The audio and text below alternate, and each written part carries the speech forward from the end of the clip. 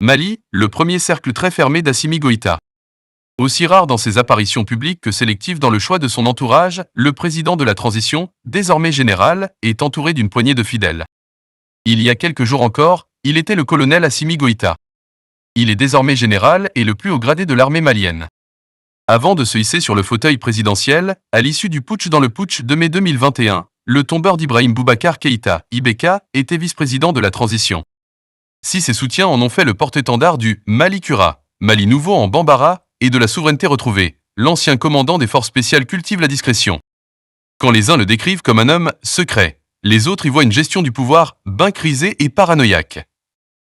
Beaucoup ont spéculé sur les rivalités qu'il oppose au carteron d'officier avec qui il a mené le coup d'État du 18 août 2020, mais le chef de la junte semble maintenir l'équilibre avec ses frères d'armes, qui se sont partagés les postes stratégiques. Les éminences grises. Un général Yamoussa Camara.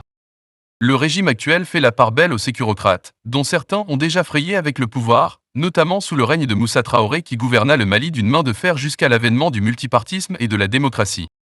Parmi eux, le général de division Yamoussa Camara. Cet officier supérieur, secrétaire permanent du Conseil de sécurité nationale, est sorti de sa retraite militaire afin de devenir l'un des principaux conseillers d'Assimi Goïta. Ancien ministre de la Défense, il fut également le directeur du prestigieux Prytanée militaire de Kati, à l'époque où Assimi Goïta, Sadio Camara et Modibo Koné y ont fait leurs armes. Décrit comme l'une des figures les plus influentes gravitant autour de la junte malienne, Yamoussa Camara aurait pesé sur de nombreux dossiers, comme l'affaire qui a valu à l'ancien Premier ministre Soumelou Boubèye Maïga d'être incarcéré en août 2021. Le général Camara n'a jamais caché son hostilité à l'ancien chef du gouvernement, qu'il désigne dans son livre « Ma part de vérité » comme un prédateur et un Machiavel national. Considéré par certains comme un nostalgique de l'époque de Moussa Traoré et partisan d'un régime fort, Yamoussa Camara est décrit comme un mentor pour le général Goïta. Il fait désormais partie du comité de rédaction de la Charte pour la paix et la réconciliation.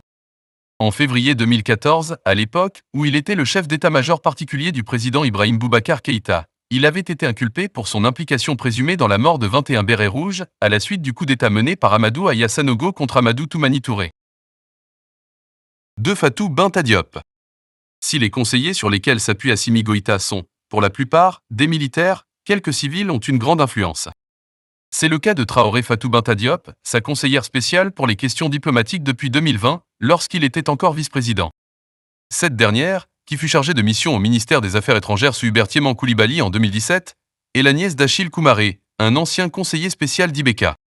C'est d'ailleurs elle qui a soufflé à Assimi Goïta le nom d'Abdoulaye Diop, l'omniprésent ministre des Affaires étrangères. 3. Général Mamadou Lamine. Au quotidien, Assimi Goïta peut compter sur son chef d'état-major particulier, le général de brigade Mamadou Lamine, dit Laurent Marico. Nommé en juin 2021, cet homme de terrain est devenu l'un des principaux conseillers du président de la transition en matière de stratégie militaire. Avant d'intégrer le cabinet présidentiel, il a notamment commandé l'un des contingents des forces armées maliennes, FAMA, qui a repris Gao avec l'aide de l'armée française en 2013. C'est un grand stratège de guerre, s'enthousiasme un soldat qui a combattu sous ses ordres. Au-delà de la stratégie militaire, Mamadou Lamine travaille, comme Yamoussa Camara et le ministre des Affaires étrangères Abdoulaye Diop, sur la stratégie informationnelle de la junte. Il a pour adjoint le colonel-major Mohamed Amagadolo, issu de l'armée de l'air. 4. Ousmane Issoufi Maïga. Comme de nombreux présidents du Mali avant lui, Assimi Goïta a fait appel à Ousmane Issoufi Maïga, figure incontournable du pouvoir malien depuis le début du XXIe siècle. Surnommé Pinochet, l'ancien Premier ministre d'Amadou Toumani Touré, 2004 à 2007, a été choisi pour mettre en œuvre la politique de cohésion nationale. Après avoir piloté le dialogue intermalien pour la paix en juillet dernier, il est désormais à la tête de la commission nationale chargée de rédiger la Charte pour la paix et la réconciliation. Sa fine connaissance des rouages de l'État, conjuguée à son expérience des arcanes du pouvoir, en font une pièce maîtresse dans la stratégie de Goïta pour s'assurer la réussite de la transition. Le cabinet. 5 capitaines d'Ambandao. Le directeur de cabinet, avec rang de ministre, est l'un des plus proches collaborateurs du chef de l'État. Issu de l'armée de terre et passé, comme ce dernier, par le Prytanée militaire de Kati, il était déjà aux côtés du chef de la junte lors de son accession à la vice-présidence en 2020.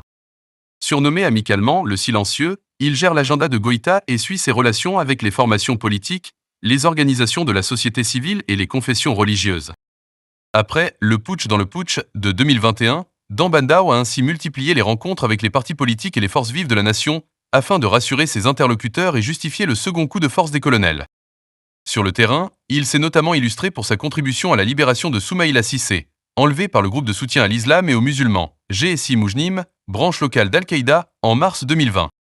Un succès qui lui a valu d'être nommé au grade d'officier de l'Ordre national du Mali en février 2021, au même titre que Kassoum Goïta, l'ancien patron des renseignements aujourd'hui dans le viseur de la junte.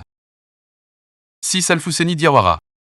Du côté des civils, Assimi Goïta s'appuie sur son secrétaire général de la présidence, à ce poste depuis septembre 2023, où il a succédé à Mamadou Oulal. D'abord conseiller spécial à la vice-présidence de la transition, Alfousseni Diawara avait été ensuite nommé secrétaire général adjoint en 2021.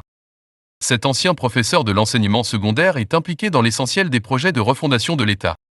Chargé de mission au ministère de la fonction publique et de la réforme de l'État entre 2004 et 2007, il a participé à la commission de rédaction de la nouvelle Constitution, CNRC, et au comité de suivi de la mise en œuvre des recommandations des Assises nationales de la refondation.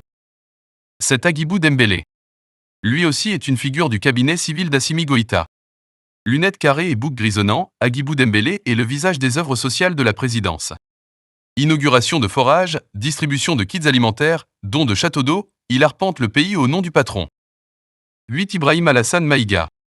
Toujours aux côtés du président de la transition, comme son poste de directeur du protocole l'exige, Ibrahim Alassane Maïga a su gagner sa confiance grâce à ses compétences protocolaires et diplomatiques. Au palais de Koulouba, il est particulièrement apprécié pour sa discrétion. Juriste de formation, il est également consulté par Assimi Goïta sur des questions juridiques. Il a donc pu conserver le poste que lui avait confié l'ancien président Ibeka et être élevé, en septembre 2023, au grade de commandeur de l'Ordre national du Mali. 9. Colonel Baba Cissé. Conseiller spécial d'Assimi Goïta, le colonel Baba Cissé fut durant un temps le porte-parole de la communication présidentielle, notamment à la suite du second coup de force d'Assimi Goïta.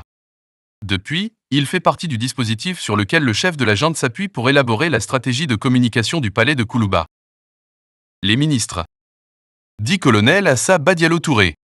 Dès l'arrivée au pouvoir d'Assimi Goïta, cette médecin-colonel a été chargée de conduire les œuvres sociales et de soigner l'image présidentielle auprès des populations vulnérables du Mali. Alors conseillère spéciale, elle a depuis pris du galon. Nommée ministre de la Santé et du Développement social en juillet 2023, elle s'appuie sur son long parcours dans les hôpitaux militaires, notamment à la polyclinique des armées de Kati et à l'infirmerie de garnison de la base 101 de l'armée de l'air à Sénou. Elle a par ailleurs suivi une partie de ses études supérieures au centre de formation de médecine aéronautique de l'école du Val-de-Grâce de Paris. 11. Bintou Camara. Conseillère spéciale du président depuis 2021, Bintou Camara a hérité, au gouvernement, du sensible portefeuille de l'énergie. Devenue le « bouclier » de Goïta dans la grave crise qui secoue le secteur de l'électricité au Mali, la ministre encaisse les coups. Expert comptable formée à Paris, elle a débuté sa carrière dans les années 1970 et mené une série d'audits pour les autorités maliennes. Notamment celui qui a mené à l'enquête sur le dossier dit Paramount, qui vaut à plusieurs anciens ministres d'être poursuivis dans le cadre d'irrégularités supposées dans l'achat d'équipements militaires. 12. Général Abdoulaye Maïga. Qu'il s'agisse de mener la charge à la tribune des Nations Unies contre les pays jugés hostiles au Mali, ou de remplacer Choguel Kokala Maïga au poste de Premier ministre lors de son hospitalisation en août 2022, Assimi Goïta sait pouvoir compter sur Abdoulaye Maïga. Ministre d'État, ministre de l'administration territoriale et de la décentralisation, en charge, entre autres, de l'organisation des élections, et porte-parole du gouvernement, le général de division, promu le 16 octobre, est devenu le porte-flingue de la transition malienne. Décrit comme l'un des hommes de confiance du chef de l'État, Abdoulaye Maïga est, de fait, devenu une sorte de Premier ministre quand Choguel Kokala Maïga est juste là pour inaugurer les chrysanthèmes, raille ses détracteurs. S'il n'a pas participé au coup d'État de 2020 et 2021, il a su se rendre indispensable.